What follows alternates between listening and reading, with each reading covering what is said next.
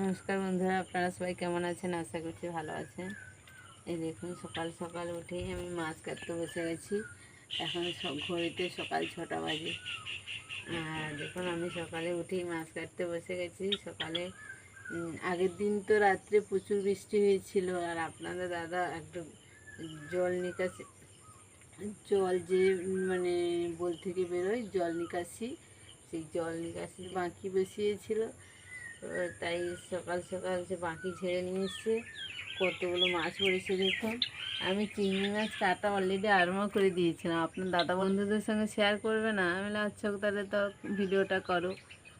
দেখুন, চিংড়ি মাছগুলো কেটে নিয়েছি। কতগুলো চিংড়ি মাছ পড়েছে, আর কই মাছ, ছোটো ছোটো কই মাছ আছে, ল্যাঠা মাছ, দেখুন কতগুলো মাছ। আর আগের দিন রাতে দেখুন ইলিশ মাছও নিয়ে এসেছিলো, তাই আমি বললাম ইলিশ মাছটাও বের করে দাও, তাহলে একেবারে কেটে নিই। তো ইলিশও নিয়ে এসে দেখুন পট করে তাহলে এই মাছগুলো কেটে নিই। আপনার সাথে থাকুন, দেখতে থাকুন আমি কি রান্না করি মাছ দিয়ে। অনেক দেখুন কত ছোট্ট ছোট্ট কই মাছ। আর এই কই মাছের মানে এই কুচো মাছগুলোতে একটু ঝাল চচ্চড়ি করলে ভীষণই ভালো লাগে। এই বানাবো, পট করে এই মাছগুলো কেটে নিই।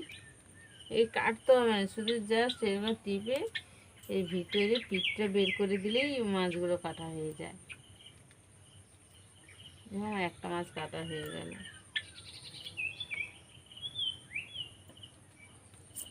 এই কুচো মাছের ঝাল চচ্চড়ি খেতে ভীষণই তো ভালো লাগে আমাদের সবাই।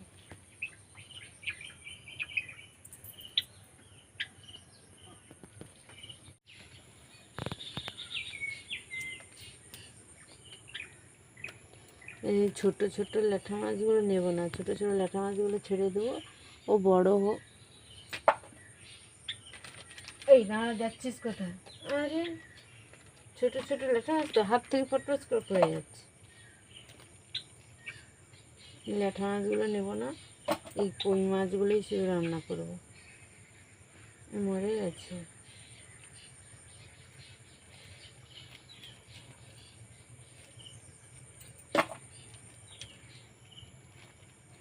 যেগুলো মরে গেছে সেইগুলো নেব, আর নাহলে কই মাছগুলোই রান্না করবো। মরে গেছে না বেঁচে আছে বলো তো? মরে গেছে। এই তো মরছে। যাওয়ার মতো হচ্ছে। তাহলে এই মাছগুলোই কেটে নিই।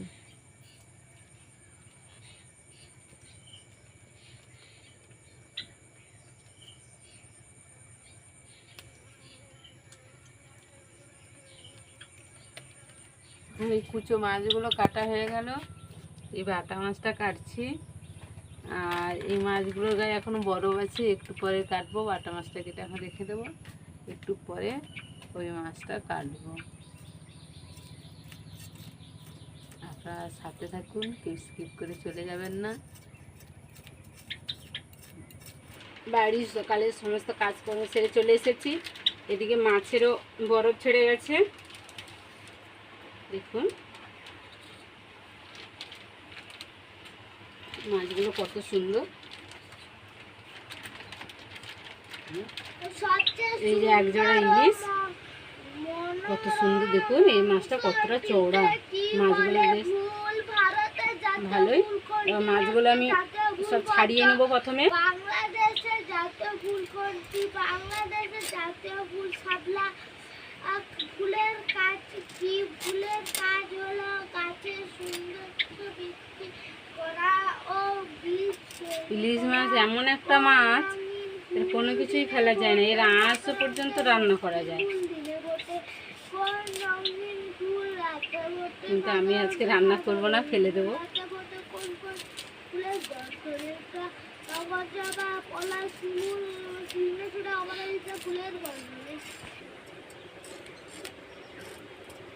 মানে একটা মাছ ছাড়ানো হয়ে গেল, মাছ ছাড়িয়ে নিয়েছি। কাটবো না, মাছগুলো ধুয়ে নিয়ে এসে মাছ দুটো ছাড়িয়ে নিয়ে তারপরে ধুয়ে মাছ কাটবো। আবার এটাও কেটে নেব।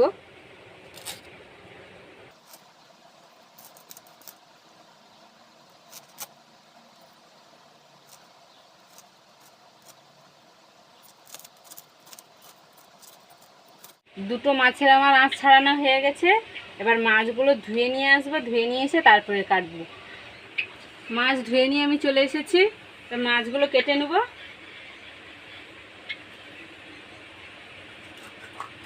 বাবাকে মাছের মাথা রাখবো না, কি করছি, কোনটা খাবে?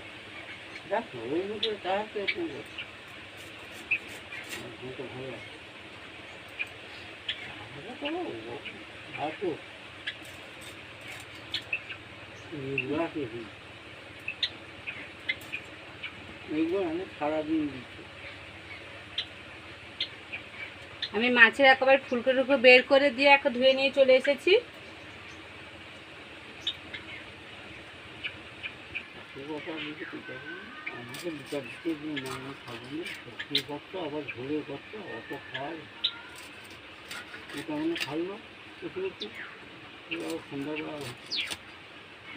সিজনে প্রথম মাছ, এই জন্য একটু ছোট ছোট করে কাটছি।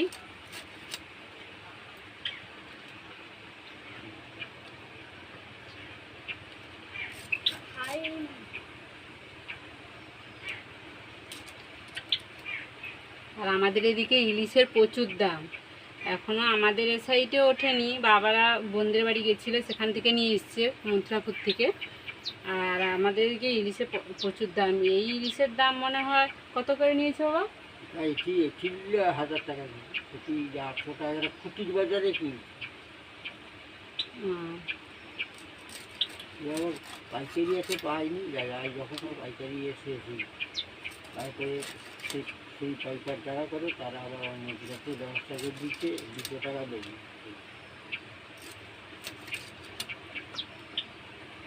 আমাদের এখানে এখন ইলিশ, আমাদের মার্কেটে এখন ইলিশ ওঠেনি, তাই বাবা গেছিলো বোনদের বাড়ি, ছোটো ননদদের বাড়ি, সেখান থেকে নিয়ে এসেছে।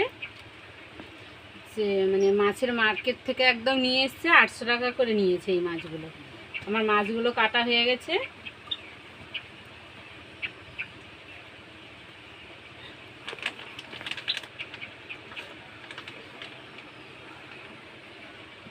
মাছের পিড়িগুলো ফেলে দেব।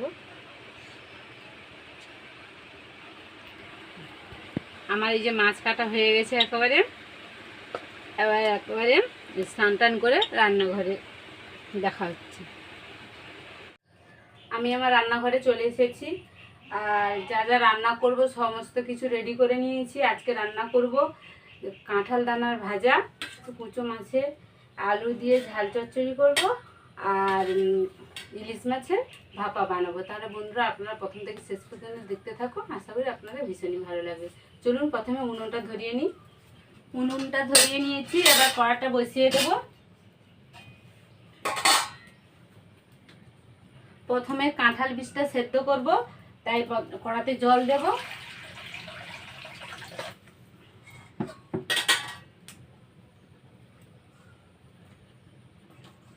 এবার কাঁঠাল বীজগুলো আমি আগে থেকে ধুয়ে নিয়েছি, দিয়ে দেবো জলের মধ্যে।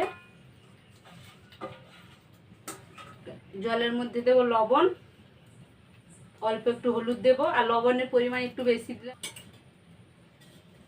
ঢাকা দিয়ে সেদ্ধ করে নেব। ততক্ষণে এখানে আমি ইলিশ মাছের ভাপার জন্য পোস্ত, সর্ষে আর জিরা নিয়েছি, আর এখানে পেঁয়াজ, আদা, রসুন সব পেস্ট করে নেব।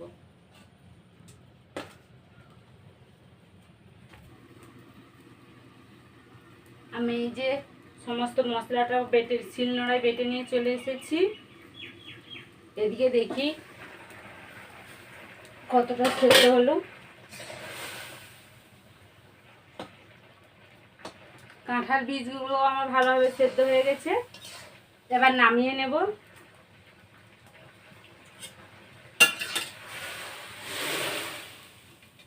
উনুনটা ধরিয়ে কড়াটা বসিয়ে দিয়েছি, এবার সর্ষে ইলিশ রান্না করব। তাই প্রথমে কড়াইয়ে তেল দেব, কড়াইয়ে সর্ষের তেল দিয়ে দিয়েছি। এবার ফোড়নে দেব কালো জিরা, এবার দেবো আদা বাটা,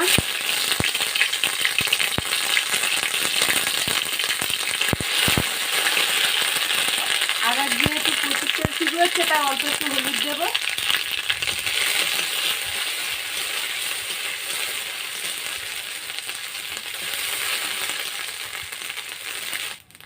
আদার কাঁচা গন্ধ চলে গেছে, এবার সর্ষে পোস্ত আর জিরে বাটাটা দিয়ে দেবো।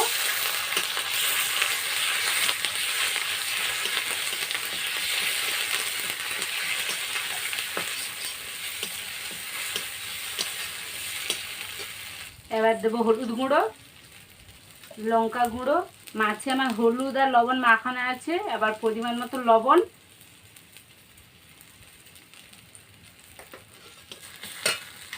অল্প একটু জল দেব।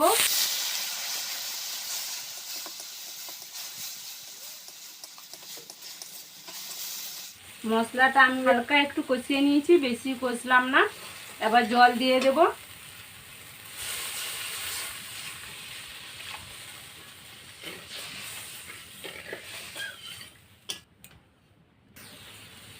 ঝোলটা বেশ আমার ভালোভাবে ফুটে গেছে।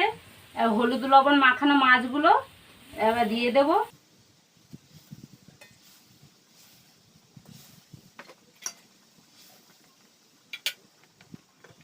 এবার একটু হালকা ঢাকা দিয়ে দেবো।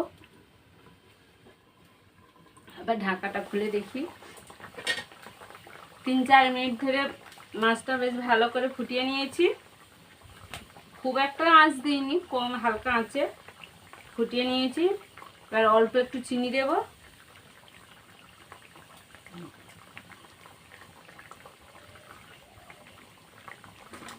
হালকা একটু আস্তে করে নেড়ে দেব।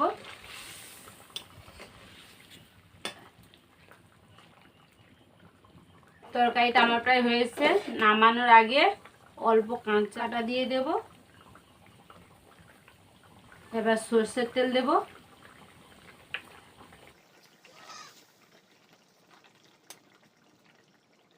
আমার তরকারিটা একেবারে রেডি হয়ে গেছে, এবার নামিয়ে নেব।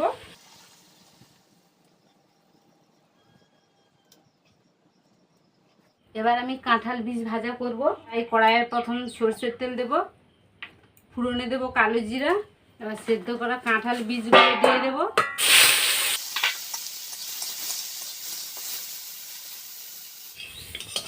কাঁঠাল বীজটা 2-3 মিনিট ধরে বেশ ভালো করে ভেজে নিয়েছি। রস অনেকটা শুকনো শুকনো হয়ে গেছে। এবার এর মধ্যে দেব একটু রসুন বাটা আর পেঁয়াজ বাটা, অল্প একটু চিনি দেব। আগে থেকে যেহেতু হলুদ আর লবণ দেওয়া ছিল, তাই অল্প একটু হলুদ, লঙ্কা গুঁড়ো, সর্ষের তেল দেব।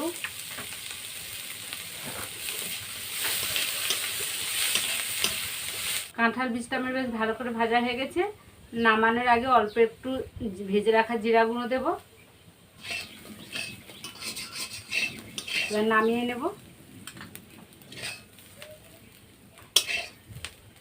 এবার কুচো মাছগুলো ভাজবো। কড়াতে তেল দেব।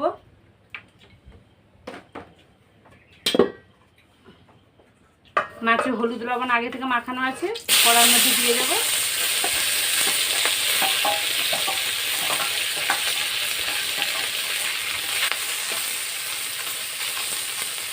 মাছগুলো আমার ভাজা হয়ে গেছে, এবার তুলে নেব।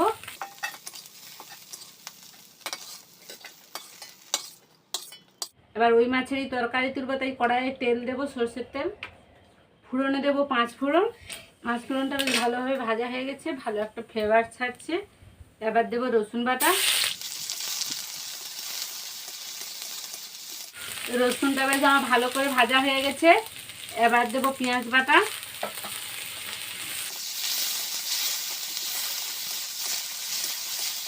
পেঁয়াজটা আমার বেশ ভালো করে ভাজা হয়ে গেছে। এবার দেবো আদা বাটা। আদা রসুন পেঁয়াজের বেশ কাঁচা গন্ধটা চলে গেছে। এবার দেবো হলুদ গুঁড়ো, লঙ্কা গুঁড়ো, এই মাছে একটু লঙ্কা বেশি লাগে, ধনে গুঁড়ো, অল্প একটু জল দেব, পরিমাণ মতো লবণ। মশলাটা বেশ ভালো করে কষানো হয়ে গেছে। এবার কেটে রাখা আলুগুলো দিয়ে দেবো।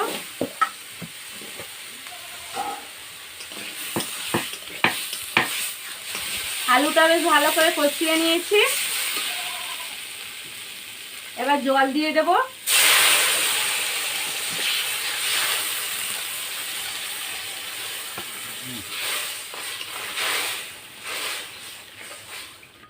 এবার ঢাকা দিয়ে আলুটা সেদ্ধ করে নেব।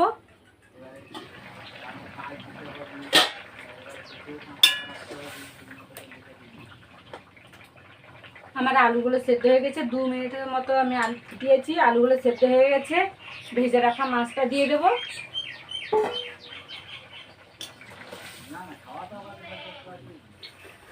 এখানে অল্প একটু চিনি আর গরম মশলা গুঁড়ো নিয়েছি, দিয়ে দেব।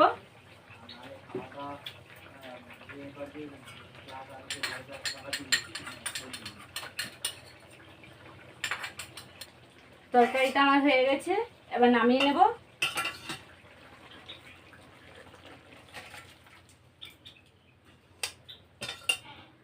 আমার তরকারি সব 3টাই রেডি হয়ে গেছে, কিন্তু এখন খাবারটা আজকে আর দেখাবো না।